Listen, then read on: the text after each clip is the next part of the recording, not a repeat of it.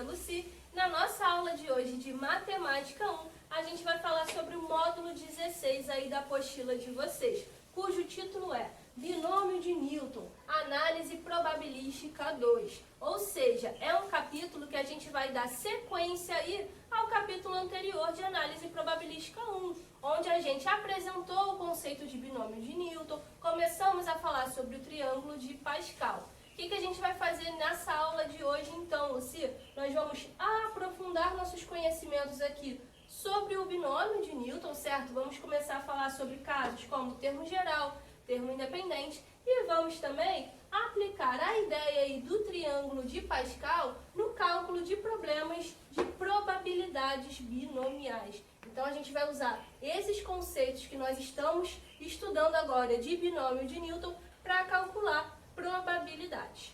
Beleza? Então, começando aqui nossa aula de hoje, eu reescrevi isso aqui, ó, todas essas potências de soma que eu já tinha escrito na aula anterior, mas de uma maneira um pouquinho diferente. Olha só, esses caras aqui, essas combinações, são os coeficientes dos nossos termos dessas potências, certo? Esses caras nós já conversamos na aula passada que são os nossos números binomiais. São eles que formam o nosso triângulo de Pascal.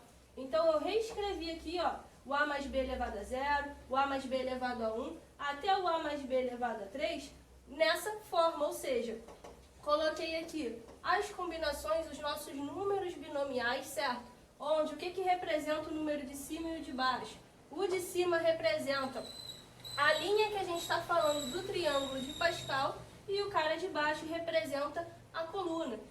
Então, ó, não esqueçam que a gente começa aqui na linha 0, linha 1, linha 2, linha 3 e assim por diante, ó, coluna 0, coluna 1, coluna 2, coluna 3, assim por diante também.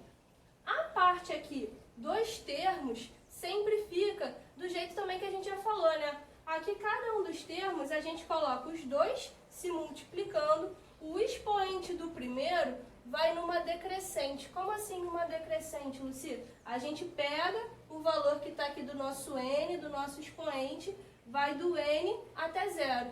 Ou seja, vamos observar aqui no a mais b elevado a 3, que é mais fácil de ver. Olha só, o a está ao cubo, no próximo termo está ao quadrado, no próximo termo está elevado a 1 e no último termo é o a elevado a 0, que a gente nem precisa colocar ali na forma bonita, beleza? Enquanto que o segundo termo, aqui o nosso b, ele vai numa crescente, ou seja, ele começa no expoente 0 e vai até o expoente n, ou seja, b elevado a 0, b elevado a 1, b elevado a 2, b elevado a 3. Beleza, pessoal? Isso significa que a gente pode reescrever o binômio dessa seguinte maneira aqui, ó.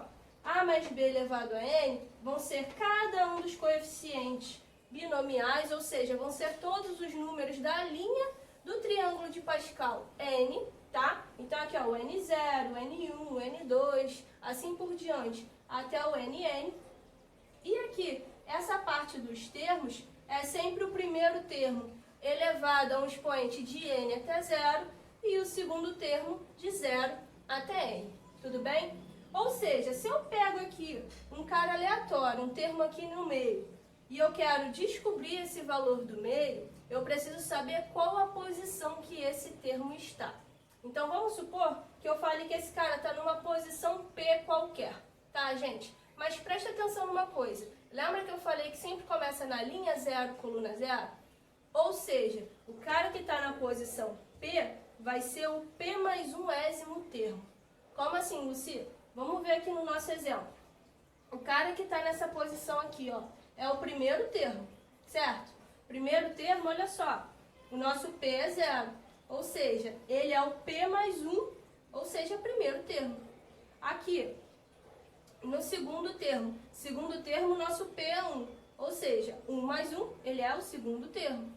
Aqui nesse cara, que nosso P é 2, 2 mais 1, ele é o nosso terceiro termo, e assim por diante. Beleza, pessoal? Então, tomem muito cuidado com isso aqui. Quando eu estou falando que um termo está na posição P, o que a gente está falando na realidade do termo na posição P mais 1. Cuidado com isso, tudo bem? Tá, Lucy, como é que a gente acha esse cara, esse termo geral? A gente sempre vai fazer aqui, ó, o número binomial, a combinação N, P a P, certo? O de cima é sempre o N, tá, gente? Que N é esse, Lucy? É o expoente aqui da nossa potência. O P, lembrando, ó, tá na posição P mais 1. Vem então disso daqui, tá? O primeiro termo vai estar elevado a N menos P e o segundo termo vai estar elevado a P.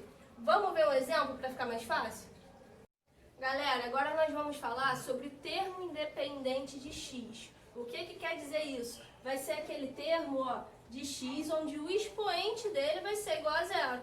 Por quê, Lucy? Porque x elevado a zero vai ser igual a 1. Ou seja, o x vai sumir no termo. Vai ser aquele termo que não tem x. Para ficar mais claro, vamos ver isso aqui na prática. Olha só, nós vamos calcular o termo independente do seguinte binômio. 1 sobre x mais 2x, tudo isso elevado a 4. Para fazer esse problema, nós vamos começar generalizando. Como assim? Vamos escrever aqui a fórmula do termo geral. Olha só, que a gente acabou de ver. T de P mais 1 vai ser igual a NP a P vezes o primeiro termo elevado a N menos P vezes o segundo termo elevado a P. Vamos analisar aqui no nosso binômio. Olha só, o primeiro termo é o 1 sobre x. Então, vou indicar aqui que ele é o nosso A, tá? O segundo termo é o 2x. Então, o indicativo aqui do segundo termo, ó, nosso B, 2x. Nosso expoente do binômio, pessoal, é o N. Beleza? Então, a gente já sabe que o nosso N é igual a 4. Agora, a gente vai pegar essas informações e vamos substituir aqui na fórmula do termo geral. Vai ficar da seguinte maneira, olha só. T de P mais 1 igual, no lugar do N, vou botar o 4. O P é o único cara desconhecido, ou seja, é quem está faltando a gente descobrir para poder calcular quem é esse termo, tá bom? O A é o 1 sobre x. Sempre que for substituir, pessoal, coloque em parênteses, tá bom? Para não errar aí nas contas. Elevado a N menos P, ou seja, 4 menos P, vezes o segundo termo, que é 2x, elevado a P. Agora vamos resolver aí as potências que a gente conseguir. Olha só, T de P mais 1 vai ser igual. Esse número binomial aqui, gente, eu vou continuar repetindo, porque depois que a gente descobrir quem é o P, a gente substitui para calcular, tá bom? Aqui nós temos, ó, 1 elevado a 4 menos P. 1 elevado a qualquer coisa, gente, dá 1. Como esse cara está multiplicando, 1 na multiplicação, elemento neutro, não vai fazer diferença. Não vamos nem colocar, tá bom? Seguindo aqui, ó, nos numeradores, 2 elevado a P vai ficar 2 elevado a P vezes x elevado a P, x elevado a P. A gente fez aqui, ó, a distribuição da potência na multiplicação. Mas cuidado, ainda está faltando esse sobre x aqui, ó. Também tem distribuição da potência nessa divisão. Ou seja, eu vou dividir isso daqui por quem? Por x elevado a 4 menos p. Beleza? Olha o que aconteceu, gente. Divisão de duas potências com a mesma base. Ou seja, a gente vai repetir a base e subtrair os expoentes. Então, olha só. Eu vou repetir todo o resto, olha só, 4p a p, vezes 2 elevado a p, vezes x elevado a quem? P menos o 4 menos p, ó. P menos o 4 menos p. Só que olha só, gente, nós não queremos o termo independente. O expoente do x, então, para ele sumir, tem que ser igual a zero. Então, esse expoente todo aqui, eu vou igualar a zero. Vai ficar como, pessoal? Ó, P menos o 4, menos o menos P vai ficar mais P, igual a zero. P mais P, 2P. O 4 está negativo, foi para o segundo membro positivo. Se 2P é igual a 4, significa que achamos nosso P. Ele é igual a 2. O que nós vamos fazer agora? Substituir isso aqui no termo geral para descobrir quem é esse termo geral. Nós já sabemos o seguinte, olha só.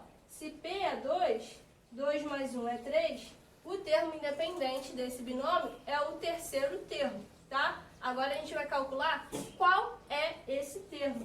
Então, olha só, vai ficar 4P é P, o P é 2, então, ó, 4, 2 a 2, vezes 2 elevado ao P, que é 2. Lucia, e toda essa segunda parte ali, não ficou x elevado a zero, que é 1? Tá multiplicando? Nem precisa colocar. Então, agora é só resolver. Combinação 4, 2 a 2 vai ser 4 fatorial sobre 4 menos 2, 2 fatorial, vezes 2 ao quadrado, que é 4. Então, olha só, esse termo independente vai ser o 4 fatorial. Vou abrir essa fatoração até o 2 fatorial, para poder cortar com esse 2 fatorial de baixo, olha só. E o outro 2 fatorial é 2 mesmo, né, gente? Vezes o 4. Esse 4 aqui, vou cortar com esse 2, vai sobrar um 2 aqui em cima, resultando em quem, pessoal?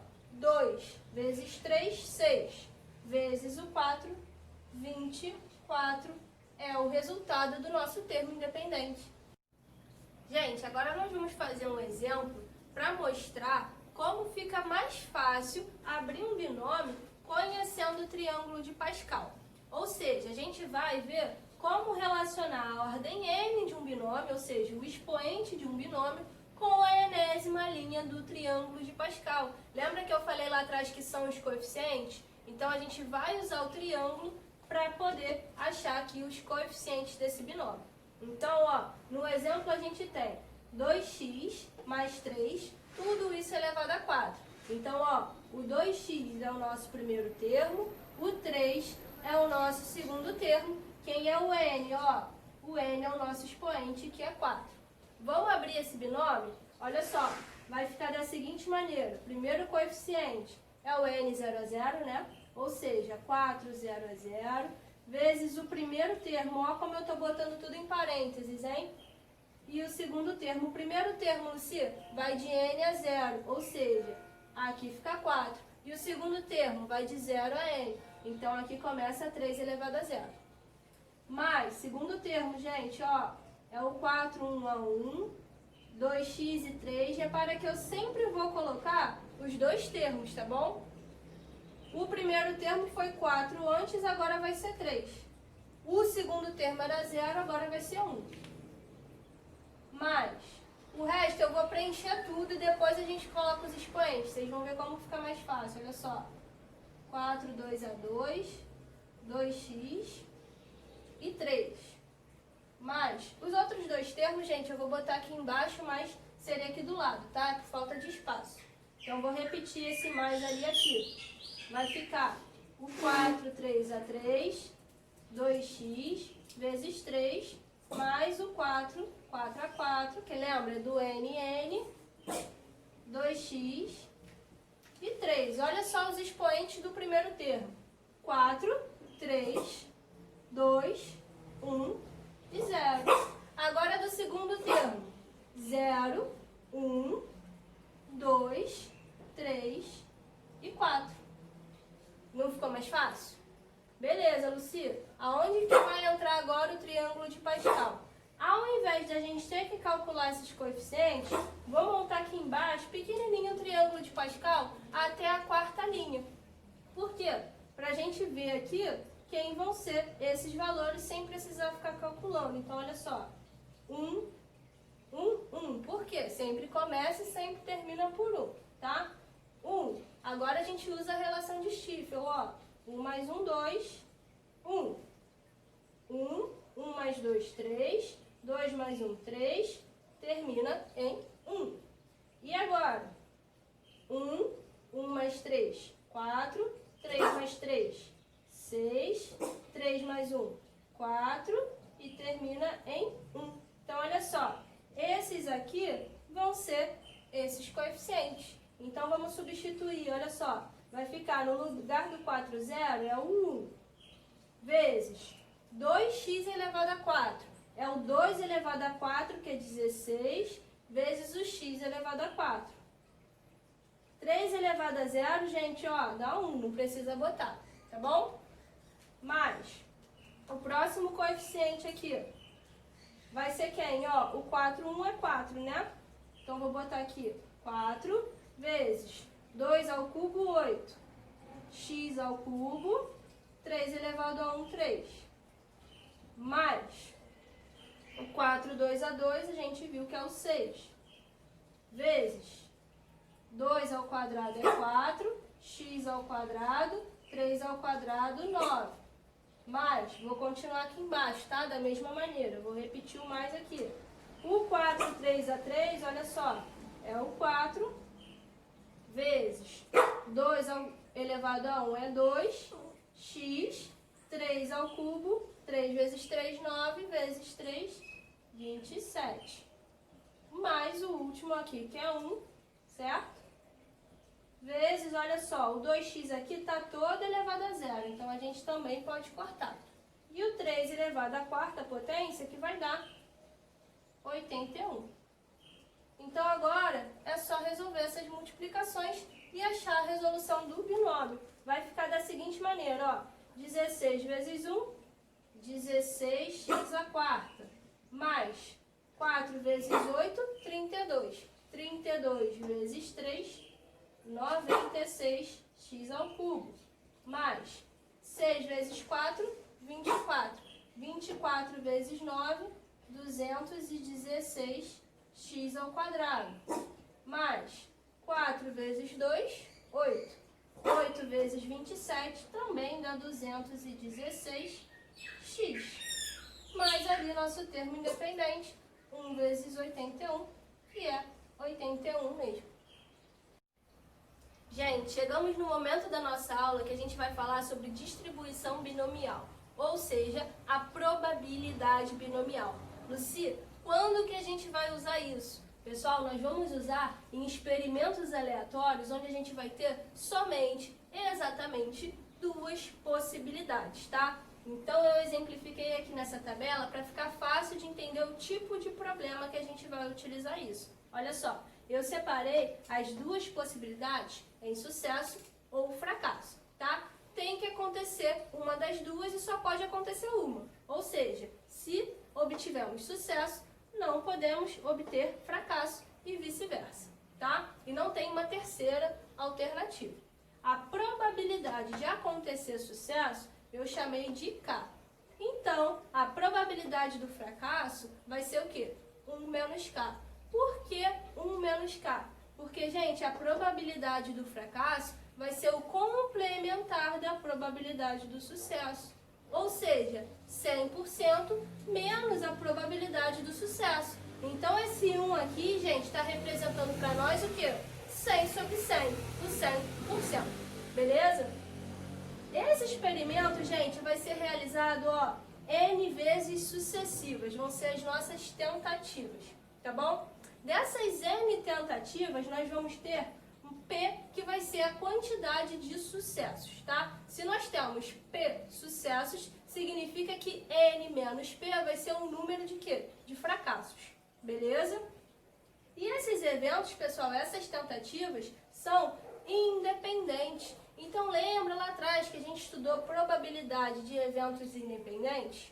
Como que a gente calcula isso? A probabilidade total vai ser quem? O produto entre as probabilidades de cada uma das tentativas. Então, eu vou representar essa probabilidade aqui assim, ó. K vezes K vezes K vezes K, um total de P vezes, porque K é a probabilidade do sucesso e a gente está tendo P sucessos, tá? Isso vezes 1 menos K, 1 menos K, 1 menos K, um total de N menos P vezes. Por quê? Nós temos 1 menos K é a probabilidade de acontecer o fracasso e o fracasso acontece N menos P vezes. Ou seja, fazendo aqui a ideia de potenciação, a gente pode reescrever isso como P, que é a nossa probabilidade, igual a K elevado a Pzinho, vezes 1 menos K elevado a N menos Pzinho. Tudo bem? Só que isso aqui, pessoal, a gente pode fazer essas maneiras num total de uma combinação de N PAP elementos. Ou seja, a gente vai multiplicar isso aqui pela combinação de N, P a P. Então, a gente chega nessa fórmula aqui para calcular a probabilidade de X igual a P. O que quer dizer isso? De se ter X sucessos. Pessoal, vamos fazer agora um exemplo para fechar nossa aula. Olha só. Lançamento de dado 4 vezes seguidas. Ele fala o seguinte: seja o evento sair número par, ou seja, no topo do dado tem um número par, considerado sucesso. E o evento sair número ímpar, considerado, então, fracasso. Tá? A pergunta é: qual a probabilidade para a situação de termos um sucesso e 3 fracassos? Gente, nós temos que fazer 4 perguntas para saber se podemos aplicar aqui a distribuição binomial ou não. A primeira é: temos uma quantidade finita de tentativas? Sim, a gente vai lançar o dado 4 vezes. Então, a primeira resposta está ok. Segunda coisa que a gente tem que se perguntar: temos somente 2 possibilidades? Exatamente, ó, sucesso ou fracasso. Então, sim, também. Terceira pergunta, pessoal: a probabilidade do sucesso vai ser a mesma em todas as tentativas? Sim, também. Por quê? A probabilidade de sair número par em qualquer um dos lançamentos de dado vai ser sempre a mesma, certo?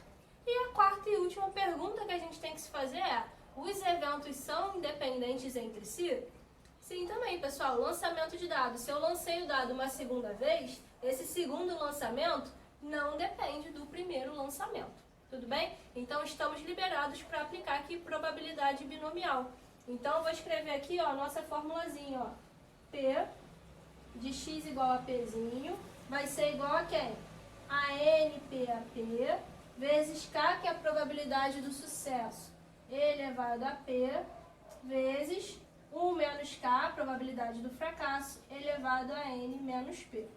Vamos pegar agora e destrinchar qual é cada um desses valores no problema para a gente poder substituir aqui na nossa fórmula. Olha só, começando, nós queremos que a nossa situação tenha um sucesso. Então, a gente quer calcular a probabilidade de x igual a 1. Lembra que esse P é o nosso número de sucessos? E esse N, Lucy, esse N é o nosso total de tentativas. Nós estamos aqui lançando o dado 4 vezes. Então, fazendo, portanto, 4 tentativas, queremos ter um sucesso dentre essas 4 tentativas. Vezes a probabilidade de ter sucesso. Gente, qual vai ser a probabilidade de sair um número par num dado convencional? Nós temos 6 números, certo? 3 deles são pares, 3 deles são ímpares. Ou seja, a probabilidade de ter um número par vai ser o quê? 50%, 1/2. Então, eu vou colocar aqui, ó, 1/2, que é o nosso 50%, certo? Elevado a quem? Elevado a P, que é 1. Vezes a probabilidade do fracasso, que é 1 menos K. Ou seja, gente, 1 menos 1/2 dá 1/2 também, que é a probabilidade de sair o número ímpar.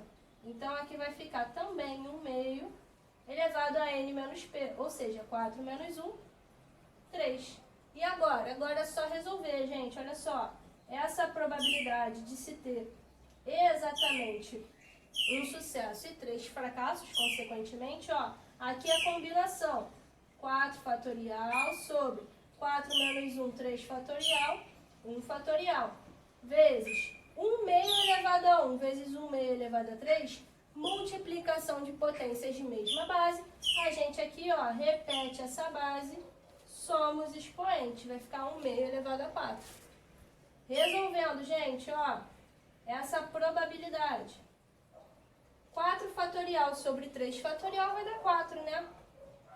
Vezes 1 elevado a 4 dá 1, sobre 2 elevado a 4 vai dar 16. Simplificando aqui, ó, gente, o 4 com 16, a gente vai achar que essa probabilidade é igual a 1/4. Pessoal, espero que vocês tenham entendido. Qualquer dúvida, é só deixar aí nos comentários. Um beijão e até a próxima!